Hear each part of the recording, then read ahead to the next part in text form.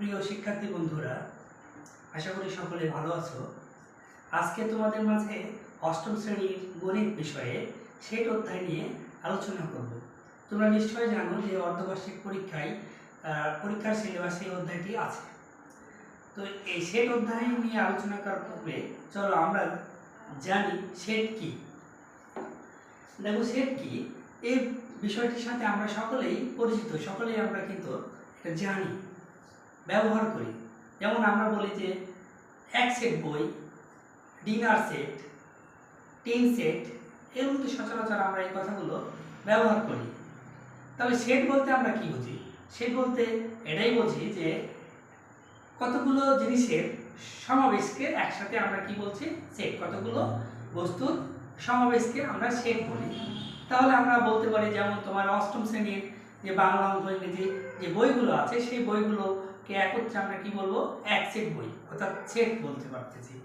তাছাড়া আমরা বলতে পারবো যে তোমার এক সেট বেঞ্চ বলতে পারি। আমরা একটা ক্লাসে যতগুলো বেঞ্চ লাগে সেগুলোকে আমরা সেট হিসাবেও ব্যবহার করতে পারি। এছাড়া আমরা তো ডিনার সেটের সাথে পরিচিত, এখানেও কতগুলো উপাদান থাকে। আবার আমরা ইংরেজি বর্ণমালা সেগুলোকেও একটি সেট বলতে পারি, সেগুলোর সমাবেশকে। তাহলে সেট বলতে যা বোঝায় সেটি আমরা একটু সংজ্ঞা হিসাবে দেখব যে সেট কি। তো সেট হলো কতগুলো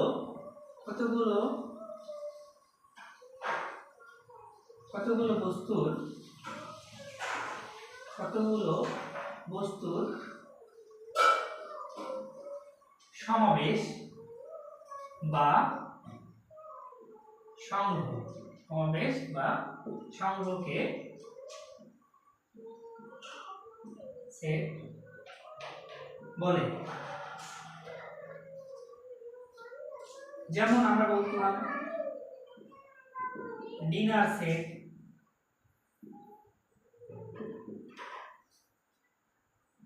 অষ্টম শ্রেণীর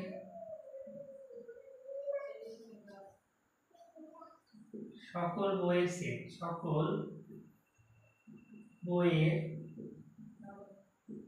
সেট, তাহলে সেট বিষয়ে আমরা ক্লিয়ার ধারণা পেয়েছি। সেটকে আমরা দুইভাবে প্রকাশ করতে পারি। সেটকে আমরা দুই পদ্ধতিতে বা দুইভাবে প্রকাশ করতে পারি। সেট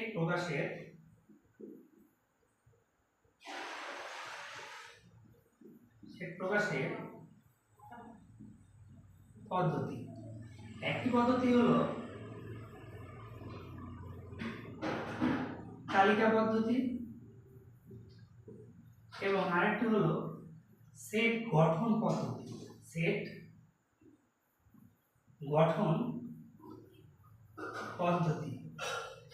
তাহলে আমরা প্রথমে জানবো যে তালিকা পদ্ধতি কি।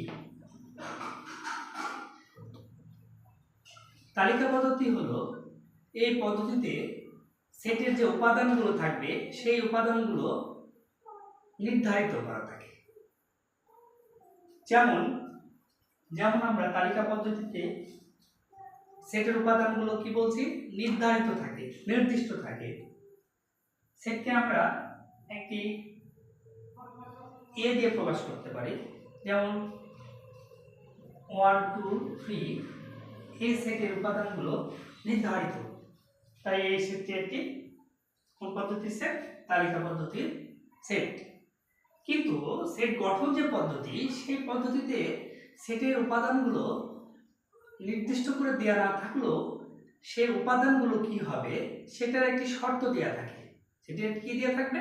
শর্ত দেওয়া থাকবে। অর্থাৎ উপাদানগুলো কোন উপাদানগুলো এই সেটের অন্তর্ভুক্ত হবে সেটি বলা থাকে। যেমন আমরা বলতে পারি, দেখো যে সেট গঠন পদ্ধতিতে যে 1 থেকে 20 যে সংখ্যা আছে সেগুলোর বিজোড় সংখ্যাগুলোর সেট।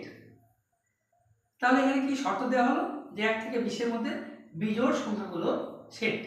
তাহলে সেই ক্ষেত্রে আমি সেট গঠন পদ্ধতিতে আমরা সেটাকে যদি বি দিয়ে প্রকাশ করি, তাহলে 1 থেকে 20 এর মধ্যে 1 3 4 5 7 9 11 13, 15, 17, 19 অর্থাৎ কি বলা হয়েছে যে বিজোড় সংখ্যার 1 থেকে 20 এর মধ্যে যে সকল সংখ্যাগুলো বিজোড় সংখ্যা সেই সংখ্যাগুলো সেট, তাহলে সেই সংখ্যাগুলো বিজোড় সংখ্যাগুলো থাকে 1 থেকে 20 এর মধ্যে, এই সংখ্যাগুলো হচ্ছে আমাদের বিজোড় সংখ্যা। তাহলে এই সেটটি কি আমরা বলছি যে সেট গঠন পদ্ধতি।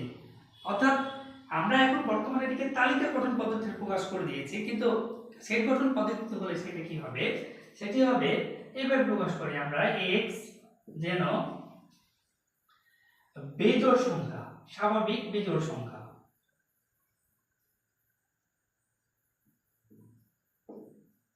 স্বাভাবিক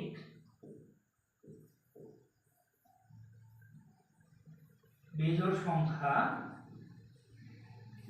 এবং 1 থেকে 20 এর মধ্যে, 1 থেকে 20 এর 1 থেকে 20 এর মধ্যে।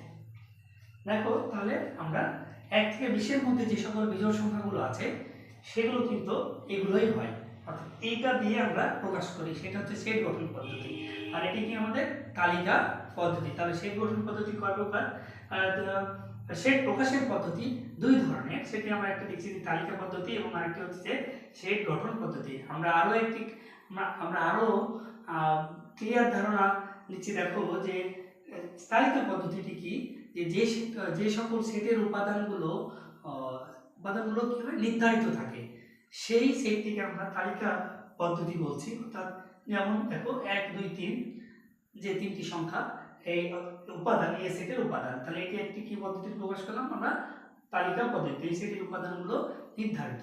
কিন্তু সেট গঠন পদ্ধতিতে যে সেটের উপাদানগুলো নির্ধারিত করে দেওয়া থাকে না, কিন্তু এর একটা শর্ত দেওয়া থাকে যে উপাদানগুলো নির্ধারণের উপায় কি হবে, কোন কোন উপাদানগুলো নিতে হবে। তাহলে সেক্ষেত্রে আমরা দেখছি যে বলা হয়েছে যে স্বাভাবিক যে বিজোড় সংখ্যা আছে সেগুলো 1 থেকে 20 এর মধ্যে যে বিজোড় সংখ্যাগুলো আছে সেগুলোর সেট। তাহলে শর্তটা কি হলো, বিজোড় সংখ্যা এবং 1 থেকে 20 এর মধ্যে, তাহলে সেই সেটগুলোর কি হবে, এই সি সেটের অন্তর্ভুক্ত হবে।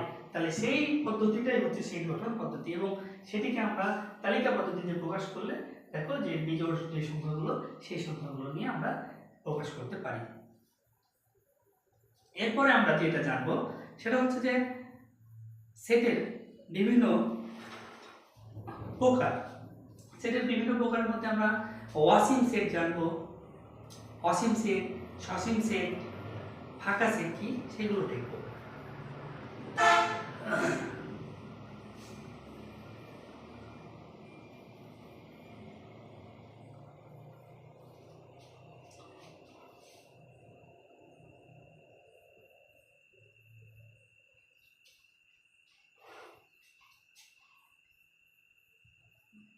সসীম সেট, সসীম সেট কি? সসীম সেট হচ্ছে যে সকল সেটের উপাদান নির্দিষ্ট পরিমাণ, যে সকল সেটের উপাদান সুনির্দিষ্ট নির্ধারিত, অর্থাৎ আমরা নির্ধারণ করতে পারি যে কতগুলো উপাদান এই সেটের অন্তর্ভুক্ত হবে।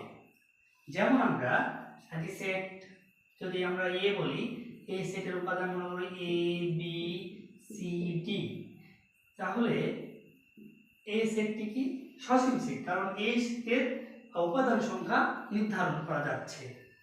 কিন্তু যে সেটের উপাদান সংখ্যা নির্ধারণ করা যাবে না, অর্থাৎ নির্দিষ্ট নয়, নির্দিষ্ট পরিমাণ নয়, সেই সেটকে আমরা কি সেট বলবো, অসীম সেট বলবো, অসীম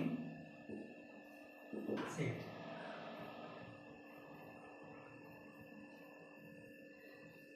তাহলে এক্ষেত্রে আমরা অসীম সেটকে আমরা বি দিয়ে প্রকাশ করলাম।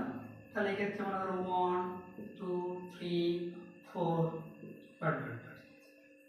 দেখো এই সেটের যে উপাদান সংখ্যা, উপাদান কতগুলো হবে সেটি কিন্তু সুনির্দিষ্ট নয়। তাহলে এই সেটটিকে আমরা কি বলবো, যে অসীম সেট, অর্থাৎ এই সেটের উপাদান সংখ্যা নির্ধারিত নয়। তাহলে আমরা কি দেখতে পাচ্ছি, সসীম সেট আর অসীম সেট কি, যে সেটের উপাদান সমূহ নির্ধারিত, অর্থাৎ নির্ধারণ করা যায় যে কতগুলো উপাদান হবে, সেই সেটটিকে আমরা বলবো সসীম সেট। আর যে সেটের উপাদান সংখ্যা সুনির্দিষ্ট নয়, নির্ধারণ করা যায় না নির্দিষ্টভাবে, সেই সেটকে আমরা কি বলবো? অসীম সেট। এখান থেকে 1 থেকে যত স্বাভাবিক সংখ্যা সকল, এখানে কোনো সুনির্দিষ্ট উপাদান নাই যে এতগুলো উপাদান হবে, তাহলে এই সেটটি আমাদের অসীম সেট। আরেকটি কি সেট? আমরা আরেকটি সেট জানবো ফাঁকা সেট। ফাঁকা সেট যে সেটের উপাদান সংখ্যা শূন্য, অর্থাৎ যে সেটের কোনো উপাদান নেই সেই সেটকে আমরা কি বলবো? ফাঁকা সেট বলবো। তাহলে সেই ফাঁকা সেটকে আমরা শুধুমাত্র দ্বিতীয় বন্ধনী বা এই চিহ্ন দিয়ে প্রকাশ করতে পারি। এটি হচ্ছে ফাঁকা সেট, অর্থাৎ যে সেটের কোনো উপাদান নাই, উপাদান সংখ্যা শূন্য, সেই সেটকে আমরা কি বলবো? ফাঁকা সেট বলবো। তো এ পর্যন্তই আজকে। আগামী দিন আমরা আরো এই বিষয়ে জানবো। ধন্যবাদ সকলকে।